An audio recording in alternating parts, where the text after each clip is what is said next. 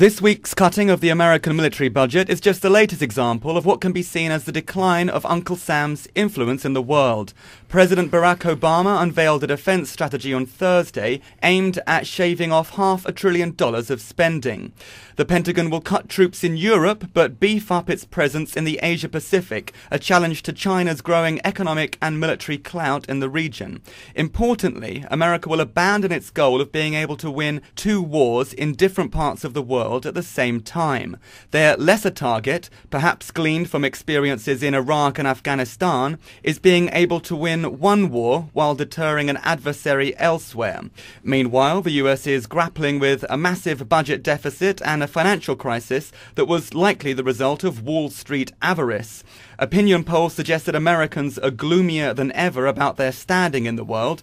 They watch on as China advances and is set to become the world's largest economy within a decade. According to some economists, India already has a middle-class population that is larger than the entire population of the US. So, will the American can-do attitude that won the country its dominant role in the world reassert itself? Or are we witnessing the start of a decline from which the American eagle cannot rise? And what does the growth of China, India, Brazil and other emerging economies spell for a new world order? To probe these questions, we're hosting a debate in our studios in London. After all, in the British capital, we know a thing or two about losing an empire. I'm joined by Dr. James Boyes from Richmond, the American International University in London, Alexander Nekrassov, a former Russian advisor to the Kremlin, and Nick Adams, an Australian author and commentator who describes himself as an outside voice on America's greatness. Let's start with the military cuts. James, is this the dawn of a new era of American isolationism?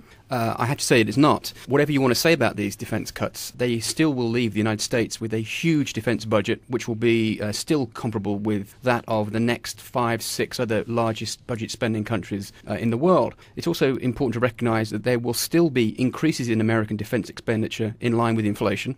By the time these 10-year cuts have taken place, the American defence budget will still be the same size as it was when George W. Bush left the White House. So whatever we can say about this is not the beginning of the American decline as it's being portrayed, but more of a refocusing, recognising, I think, that America's threats do not any longer come from Europe, and that we need to recognise that America is and has always been a Pacific power, but we, I think, in Europe often forget that.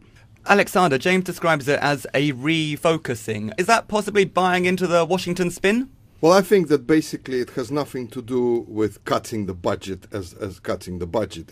It has to do with changing the military strategy. And I think that everyone forgets that the Libyan war, the Libyan invasion, we can call it basically, proved that the West, NATO and America, they don't really need that many ground troops anymore. They can use high-precision missiles, and they can use their air force, and they can use mercenaries on the ground who would be directed by so-called advisors or CIA operatives. So basically what we are witnessing is a change in the doctrine, and I don't think that America is now going to target only the Asia-Pacific. America is very conscious about the situation in the Middle East. I think the next war will be in the Middle East. I think Syria is probably the next target, or maybe Iran. So this talk about the shift of targets in America as a military, I think it's wrong. The targets will stay the same. The Middle East is the main region which America is concerned with, and America will interfere there. Nick, do you agree with that? The Constitution of the United States of America, James, is the most admired, long-standing and imitated document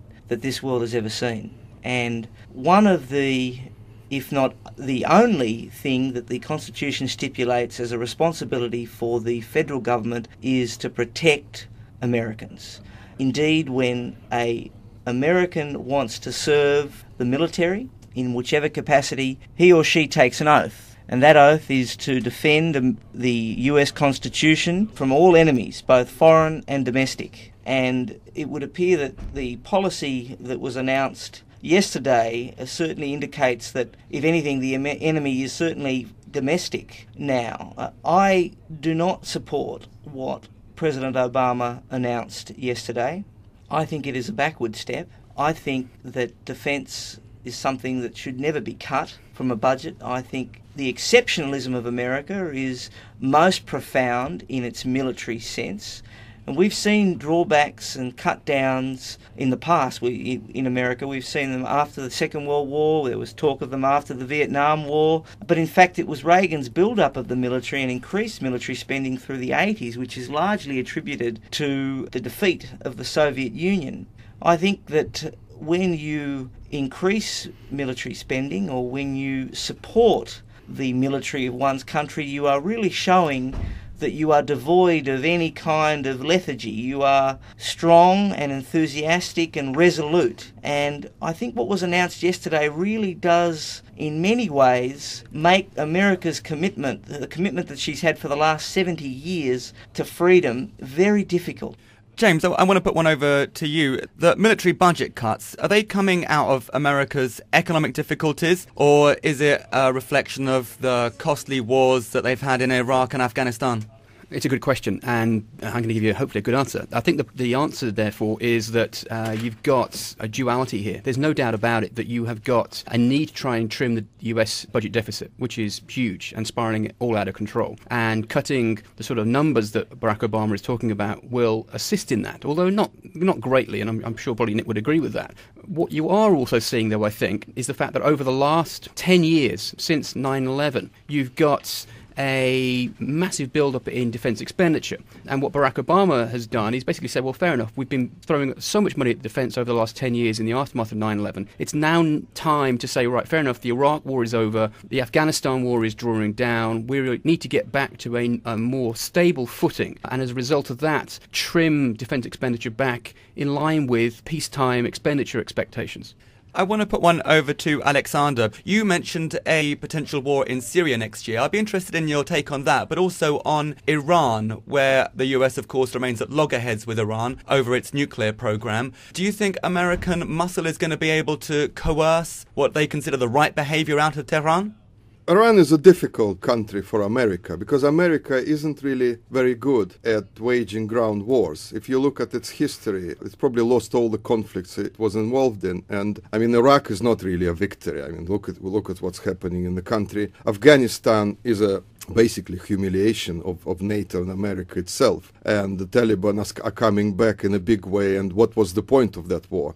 I always come back to Libya. America has realized that ground wars are no longer needed. You don't need them. This is an age of high-tech wars. And if, for example, something happens in Syria, Turkey will introduce a no-fly zone, and then there will be a skirmish with the Syrian Air Force, and NATO would have to intervene. They don't even need the United Nations for that. As regards the deficit and the national debt, there's no way America can repay its debt to China, and that's why some of the cynics are saying America has to have some sort of war with China to write off half at least of its debt. I mean, it's 10 trillion now or something. So all these cosmetic things are done by President Obama because of the election, nothing else. And if he wins, and I think he will win because the Republicans seem to have a death wish with their candidates, he will concentrate on the domestic issues. He will not be worried about the Asia-Pacific region. He will be more worried with the economy and unemployment and other things.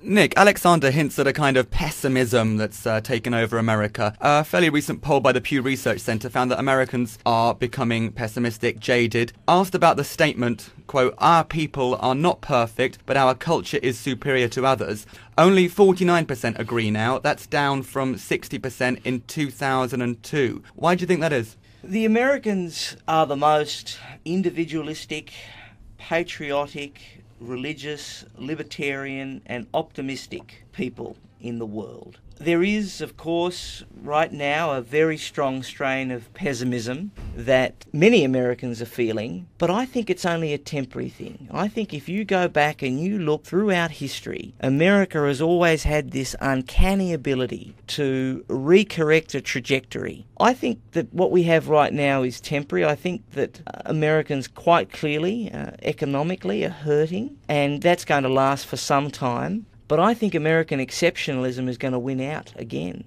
James, Nick's twice raised this notion of American exceptionalism, the idea that the US has a unique place in the world because of its creation by and embodiment of democratic, egalitarian and libertarian values. In your opinion, does the thesis still hold? what I think is fascinating, and what I was thinking particularly, was the parallel with the 1970s, in as much as you have a president, in both cases a Democrat, who is quite high-minded and a little bit removed from your average person on the street, and who in many ways questions American exceptionalism. Barack Obama himself has said, well, America's exceptional, just like the Britain's Greeks. Exceptional, Australia's exceptional, etc., etc. And I think this has had a trickle down upon the average person, because I think that it's been reflected in these polls.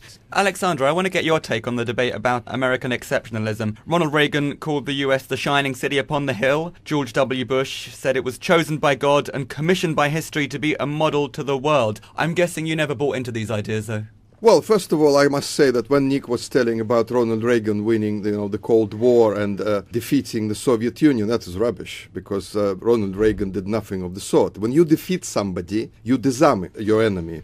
The Soviet Union, turning into Russia, has all the nukes, even actually more nukes than it had before. So there was no really a victory over Russia. That's one point. Secondly, America is losing it. And it's very painful when you have been a superpower for so long to suddenly realize that you are no longer going to be a superpower. You're losing your grip on the world every day. And the Chinese obviously are getting stronger and stronger. It worries America. It worries actually Russia as well. But I think that this is basically a state of denial when America doesn't really want to accept that the glory days are over. That's it, guys. The end is near. And that is painful, obviously. I mean, the same went with the Soviet Union. The Russians really, and other nations in the Soviet Union, really took it hard because, from a superpower, they became sort of one of the boys. I think that this particular change in strategy is a reasonable one. I think it makes sense simply because you can't go on borrowing money from the Chinese and printing new money. You can't. The economy will not withstand this. Nick, Alexander twice raises the issue of the Chinese. The Pentagon's new military plan is obviously aimed at Chinese expansion. How much of a threat is China to the American hegemony?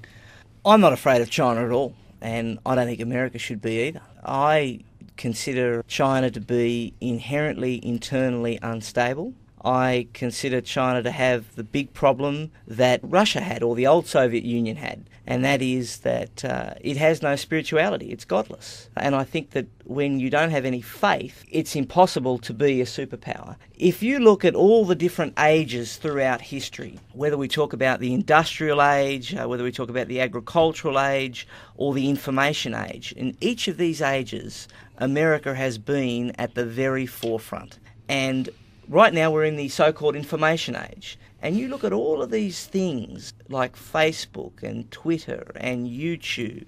None of these things are coming out of Beijing or Shanghai. They're coming out of Silicon Valley. The exceptionalism, the innovation is still there for America.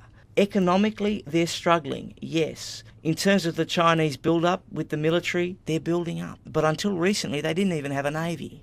China is a long way off. I mean, it struggles to rule itself, let alone rule the world. And you've got to inspire people when you're going to be a superpower. The Chinese are devoid of that ability, I believe. And they don't have that sense of individualism. They don't have that capitalism. And they're very strong forces that now even in your great country of Russia, capitalism is so happily embraced. I think you are missing the point here. I think, you see, if you look at Germany, Germany is ruling Europe now. You don't need tanks anymore. You don't need the navy anymore. You control people with goods. You control other countries with goods. China is flooding the world with its goods. America has made a huge mistake by investing hundreds of billions into China. It created an enemy itself. It made it powerful itself. As regards religion, I don't think America is religious. Loony, yes. Happy-clappy, yes. But if you look at the candidates from the Republican Party, they talk about God a lot and how they believe in God and so on. But look at Mitt Romney. He's a Mormon. He's not even a Christian. So where is this religion? And no, I don't think America has any futures as regards as a superpower, because economically it's going to be weaker and weaker and weaker.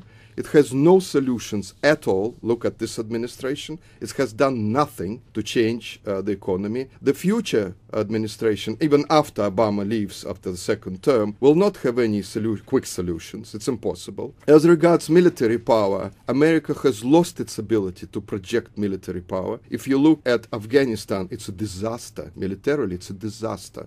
And when they say we're The going to... Soviets didn't do too well either. Yes, I know, but the Soviets accepted that, and the Soviets said to America, don't go in, you will be defeated. And they are defeated. They will be retreating. This is not a pull-out, this is a retreat, because there's no way they can win this war. Well, Alexander, look, I've got to tell you, I love Russia, but I've got to tell you I disagree with you. And why not? I think that America is on the rise, if anything. I think America's greatness and America's leadership in the world is only in its infancy. And it's going through a tough time economically, and that's the primary source of its problems. It's also got a president that doesn't believe in the country. It's also got a president that, as James says, has come out and said he doesn't believe in American exceptionalism. But once that president's gone, once these economic woes are resolved, America is still the model to which every nation should and must aspire. And it might well be, actually, that America's debt to China could be what protects it. There's that lovely analogy, isn't there? If you owe the bank £100, you're in trouble. If you owe the bank £100,000, the bank's in trouble. And it's entirely possible that it could be the situation with China. It is in so much debt from the United States. You can't that be it a has to sustain superpower it. in debt, first of all. Secondly, let me tell you something, guys. The standing of any nation is determined by the security levels at its embassies across the world. Now, the American embassies, like fortresses, this is the attitude of the local people to America. America is not liked generally across the world for its arrogance. No, people are jealous of it. For its meddling into other people's affairs, for its actually quite vile agendas sometimes, because we need the oil, so we'll kill as many people as possible. Alexander, if it was not for America, this would be a very, very dark world. Okay, and before we go back into the Cold War, I think I'm going to call a halt to it there. I was joined by Dr. James Boys from Richmond, the American International University in London, Alexander Nekrassov, a former Russian advisor to the Kremlin, and fighting the American corner was Nick Adams, an Australian author and commentator.